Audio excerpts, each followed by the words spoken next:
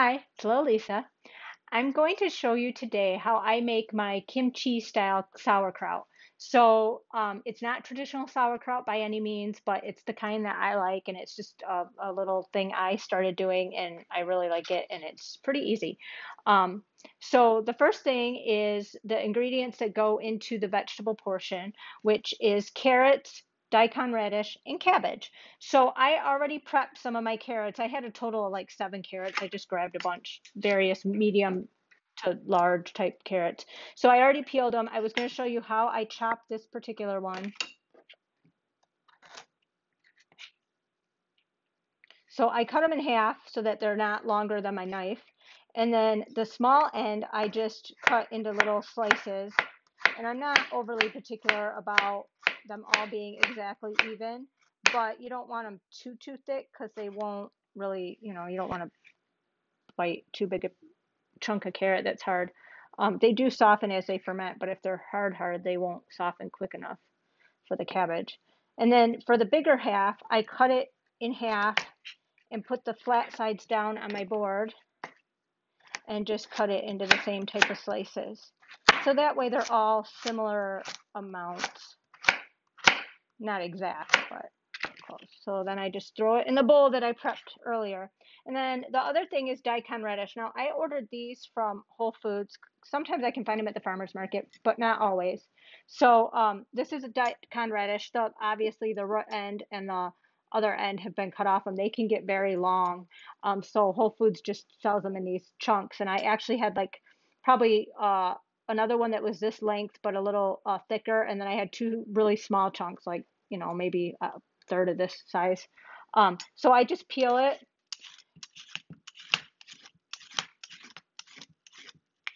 and I just put the peels in a bowl that I have, a garbage bowl over on my other counter, because I just stick all this kind of stuff into my compost bin. And these are, kind of spicy like a radish, have a good flavor, not super hot, um, but they're yummy. And they give it a nice flavor. And they are traditionally in kimchi. So I'm just going to go throw this in my garbage bowl real quick. Okay, so then I cut, because the ends are kind of dirty, I cut a real thin slice off of each end, just because they're a little dried out and dirty from when they cut them and then they shipped them. So, and then I cut it into half, and then I cut those halves down, and then the same way as my carrots, but I cut these into quarters so that they're just, slightly bite-sized pieces, and then I just cut them into slices like that. So that's all I do, and I decided to just use all the Daikon that came in my package. Daikon stuck on my hand. Which is probably a little bit more than what I really need for how much cabbage I have, but it's okay.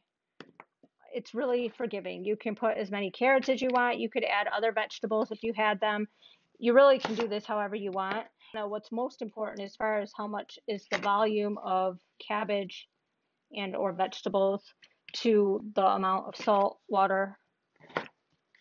You just want to make sure your salt water proportions are correct as far as how much salt and water you need. Okay, so that's all done. So now for the cabbage, I did a bunch of it ahead of time, so I'm just going to show you a little bit. I have a wedge here, and I'm going to cut off one more small wedge. And you can hand cut your cabbage, just slice it up however you prefer. I'm just going to cut a little chunk off of here. I just tend, because this was a huge 10-pound head of cabbage, so I just cut sections off around the core. And I'm not going to waste the rest of this cabbage. I just won't use it for this. I'm going to make another dish with it for dinner. And so it's not going to go to waste. I just don't need it all for this, but it was a huge cabbage at the farmer's market for $5. So I was like, why not? So anyway, I have it cut. I'm just going to cut this into a little bit smaller stick, sort of. Makes it easier to feed it through the tube. And I wanted to have approximately 5 pounds of shredded cabbage. So I stuck my bowl on my scale, and it was at about 4 pounds right now. So then I do this with the shredding blade of the slicing blade of my food processor. It's just so easy. You can do it by hand. There's no shame in that. Sometimes I do if I'm just doing a small amount of cabbage. But when I'm doing a lot of cabbage, this just saves time. And for me, that's precious. So that's why I do it. So I just stick it in the tube and turn it on. It's going to be a little loud for a minute on low. And just keep feeding it through.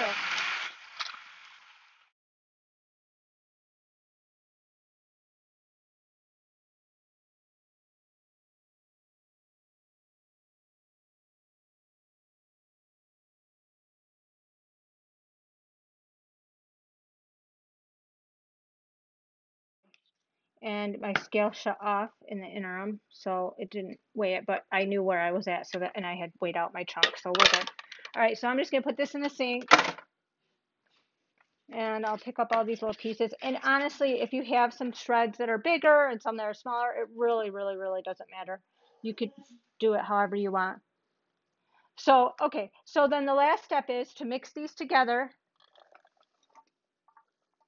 And honestly, this is probably too much for this bowl, but it's the biggest bowl I had.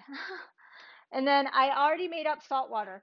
This is what's important, the ratio of salt to water. So you want a quarter cup, 4 tablespoons of sea salt to every 4 cups of water. I did 8 cups of water with a half a cup of sea salt.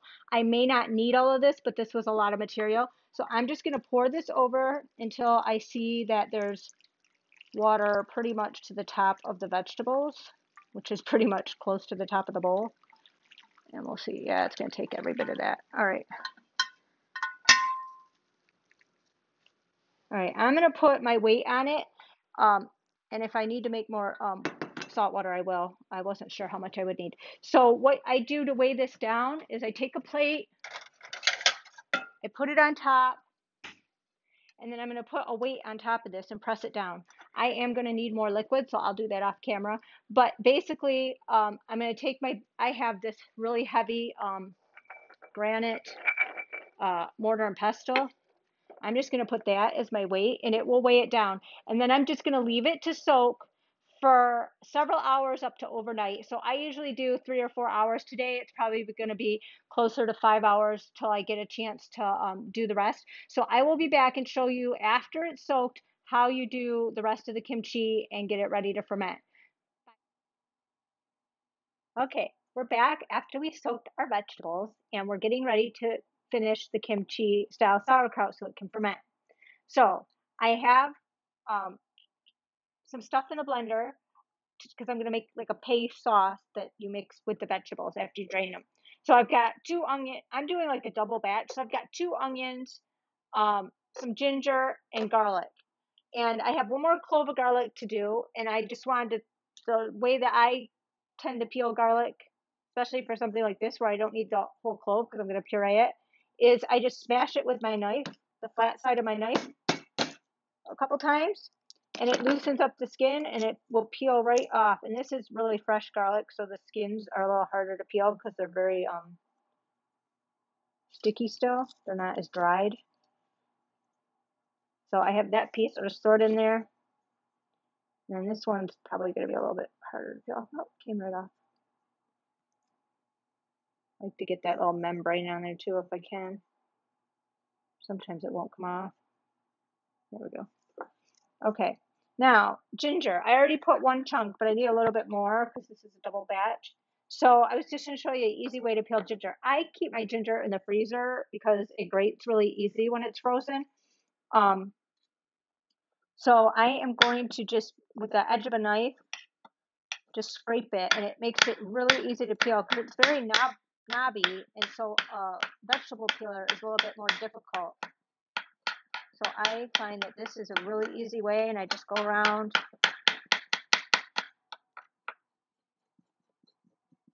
And either frozen or fresh, either way, it works really well. This one's starting to get a little bit defrosted, just fine. Sometimes in the little crevices you have to use a knife, but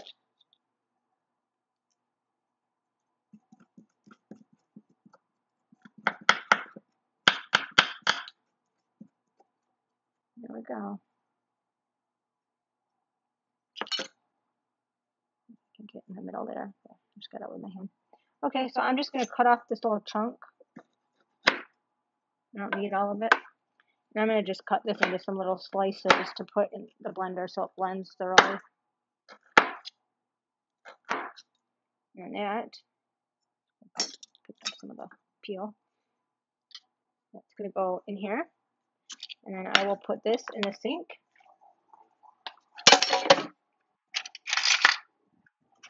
And okay, so I have this ready to blend. Oh, I'm going to put, we like ours with a little bit of spice. You can put as much as you want. You can put a fresh pepper. My cayennes are not ready yet in my garden. So I have some that I dried last year. I'm just going to take the top off of one and put the whole thing in there. Just one for the whole batch. It'll probably be a little more spicy than I like, but my family likes it spicy.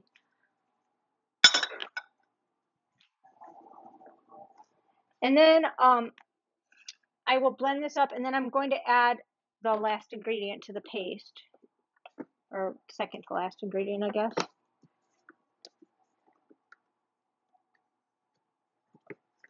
Okay, so I'm going to do the vegetables next and show you what we have to do.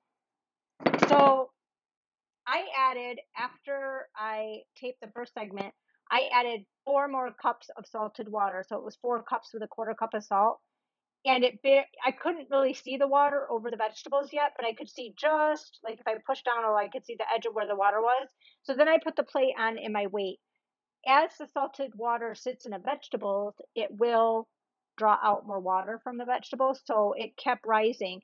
So about an hour ago, I took the weight off because I didn't want it to end up overflowing. And it's still, the plate held the vegetables down.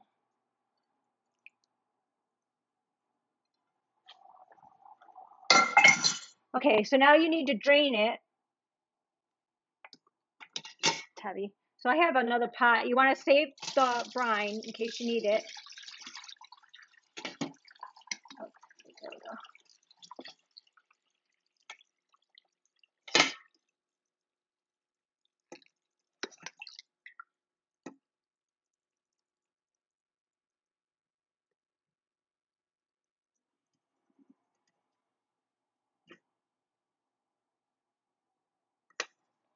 Okay.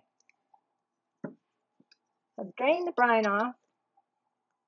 And then basically you want to taste one of the vegetables. I'm just going to taste a little piece of carrot. You want it to taste pretty salty, like the sea, like seawater. But you don't want it so salty that you're like, can't handle it. I mean, it's going to taste saltier than you would normally eat it, but. So then put the vegetables back in here. And reserve that brine in case you need it when you pack your jars. So these taste perfect. If there's not enough salt, like you just don't feel like they're nicely salted, like the sea, you can add a little bit of salt, maybe a teaspoon or 2, and mix it up. If they taste like so salty that it makes you pucker and you can't take it, then you can rinse them real quick, but still reserve the brine. Okay, so we've got our big bowl of veggies. Okay, so now we're going to make the paste. So I've got all that in there. I'm going to blend it. It's going to be loud for a minute till it's a nice smooth paste. And then I'm going to add this Korean pepper flakes. These are, I don't know how to pronounce it, but anyway, I got these at Whole Foods in a jar. The Korean chili flakes. They're kind of like mild. They're not like a real spicy type pepper. So I just add, I don't really measure. I just dump it in there till it gives me a nice reddish color. So with this, I'll probably add a good, maybe 1/4 cup or something, at least 3 tablespoons. So I'm going to puree this and we'll go from there.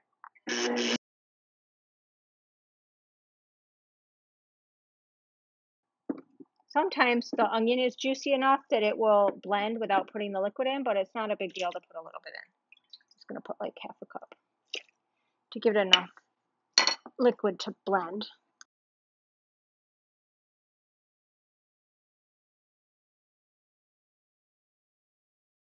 Okay, so now I'm going to add the chili pepper. Now I need to grab my kraut pounder. I forgot that. I actually asked my husband to grab it. Oh, that's strong. Onions, garlic, and ginger. Okay, I added probably about a quarter cup. We'll see how that looks. I'm going to pulse it just real quick to get that pepper mixed in. You could probably put the pepper in with it, but I like to kind of be able to tell how smooth it is. All right, that looks pretty good. All right. Now, the only other ingredient that's in traditional kimchi is fish sauce. Now, instead of the hot chili pepper that I put in, you could put in like a chili garlic paste from like the Asian store. With that and with the fish sauce, you want to make sure that it doesn't have like preservatives like sodium benzoate or potassium benzoate or any of those things in it. This one has anchovy, sea salt water, and sugar. So it doesn't have any of those other preservatives.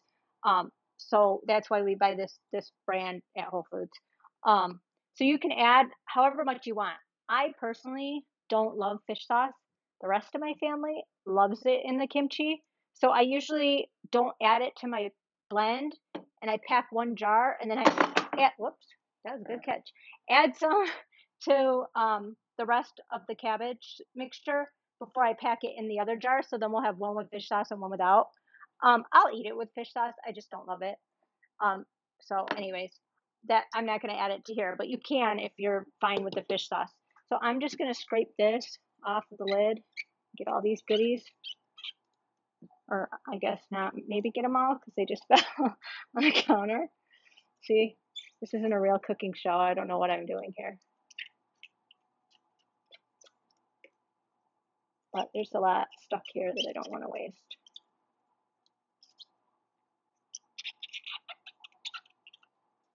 Okay, one more corner.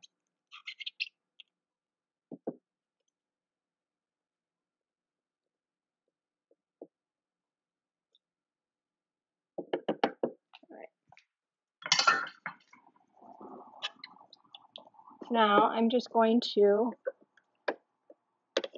now if you don't have a high-speed blender or you don't want to do it this way, you can just chop up the onion, grate the ginger, and mince the garlic with like a garlic press or a knife or whatever, and mix that together with like a mortar and pestle and a little bit of like salt or liquid and make it into a paste by hand.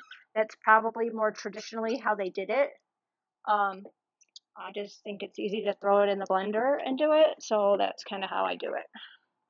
So now you just mix this into your vegetables.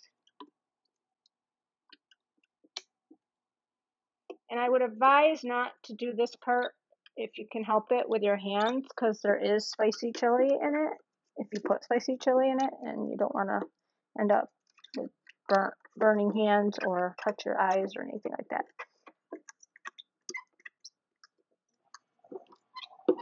Sounds good.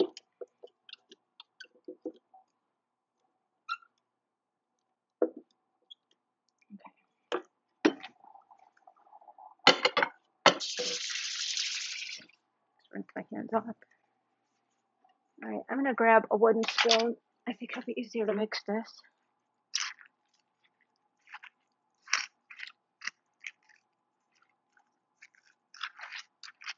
Now I just sort of guesstimated on the amount of paste for this amount of cabbage because I don't usually make this big a batch.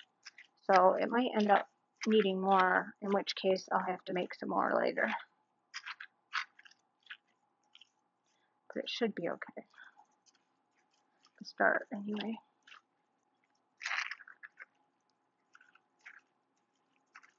I'm going to add a little bit of liquid here just to make it a little bit easier to stir.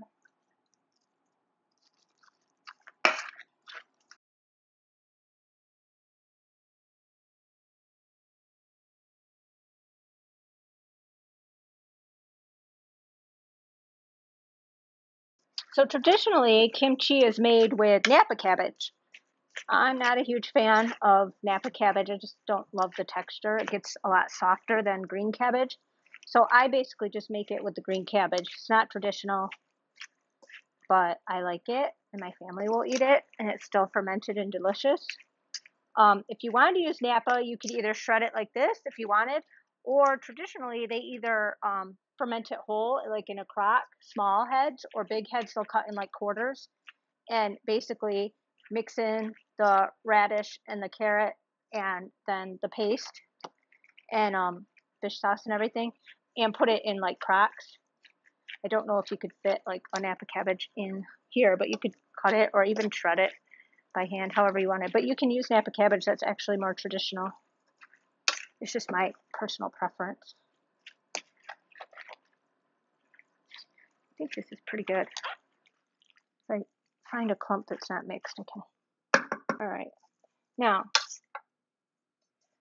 you can use your hands. I sometimes put a glove on and use my hands, but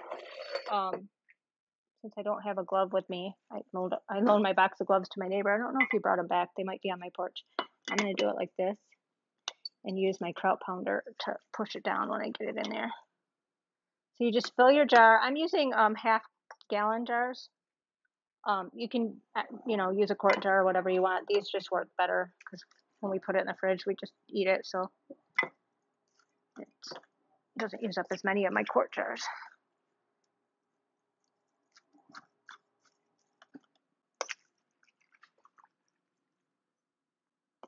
Now you're going to want to make sure that you have enough brine to cover the vegetables and that you have some headspace in the jar. So you're going to put it down, but you don't want to like pat it down and then still have the jar super, super full, because it will ferment and get more liquid, and you want room for it to not ooze out everywhere. All right, I'm going to push this down and see how we go. So I have my kraut pounder that I use for my sauerkraut. I'm going to push down with that instead of my hands today. And as you push down, you're going to see it releases, because you soaked it, it releases a lot of liquid. Like it pretty much covers the material, which is exactly what you want. If you push it down and it doesn't do that, then add some of the soaking water brine, enough so that it covers the vegetables. And I have quite a bit of liquid in the bottom of here that I'll put some in there too. I might need to get a ladle. I've got one right here.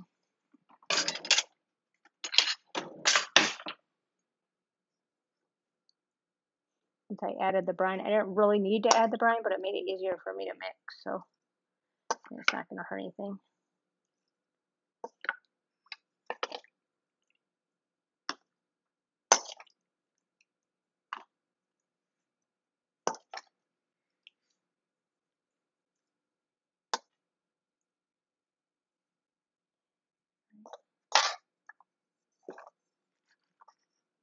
So just keep packing it in the jar, and then I'm going to push this down and see where we're at, because it will compress down quite a bit because it's soft from soaking. Oh yeah, I'm doing pretty good here.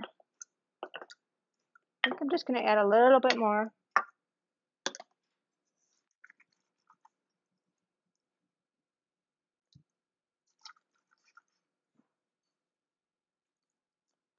Okay. I think that's going to do it. Now, you don't want this stuff to float up outside of the liquid. That's how you can get mold. And you want it to have a way that as it ferments, it will produce carbon dioxide. You want to be able to let that out. So you either need to put a jar lid on it and burp it every day, or sometimes in the beginning when it's really fermenting, a couple times a day, to let that CO2 out. What I do instead, I find it just to be easier when I'm using jars. My crock has weights and a water chamber, so it lets the air out, lets the CO2 out without letting air into mold. And sometimes I do make this in my crock, but our crock's got sauerkraut, and I didn't want to make it in the really big one, so I'm just using jars. So I got these on Amazon. They're called the Easy Fermenting, I think, and you can buy a kit or buy separate. But you have the glass weights that have a little handle, which is nice. So I'm going to put this weight. Now for this jar, it's a little bit smaller, but that's okay. It works really well in a quart or a pint jar. You need wide mouth, but that's okay. I'm I'm going to add a little bit of liquid just because now that I weighed it down, it's not quite covering it as much. And because the weight's a little smaller than my material, I'm going to make sure it's well covered. So I'm going to go like that just to make sure. And then I put this has a valve, so it lets the CO2 out without letting air in for mold. And it's got a little ring on it that you can put the date. So today's the 17th. So I'll just put 17 and then I know when I started it. So I just screw this on in place of the regular lid and let it sit. How long it takes to ferment is really up to you. When you'll see it start getting bubbly, like tomorrow it'll be really bubbly. When it's not quite as bubbly, there still may be some bubbles, but it's not really, really active, is usually when I taste it and see. If it's still really, really salty and not as flavored as I expect it, then I let it keep going. If it tastes like I like it, then I stick it in the fridge. It depends on your temperature, humidity, all that stuff, on how fast it ferments. If I leave it up here, I don't know, I'll probably taste it in like a week and see how it's doing. Maybe seems like it will be sooner. I keep an eye on it. I usually set these in my basement, so it takes a little bit longer. But it could take anywhere from 1 week to like 4 weeks. It just really depends on how you like it and weather and temperature and all that kind of stuff. So that's all there really is to it. I'm just going to keep filling my jars and putting my weights in, and that's all there is to the kimchi. Bye.